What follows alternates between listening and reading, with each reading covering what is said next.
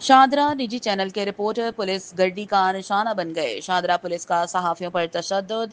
सैयद हसन शाह नामी sub inspector आपे से बाहर हो गया। पुलिस एहलकारों के साथ मिलकर सहाफियों पर बहमाना तशद्दुद। खवालात में बंद होने वाले सहाफ़ी अमजद मंज की वालिदा दिल का दौरा पड़ने से इंतकाल कर गईं। जी नाजरीन, आपको बताते चलें कि शाहदरा के सहाफियों पर पुलिस ने तशद्दुद किया है। पुलिस गर्दी का निशाना बनने वाले सहाफियों के खिलाफ थाना शाहदरा में FIR दर्ज। तशद्दुद के बाद सहाफियों को हवालात में बंद किया गया।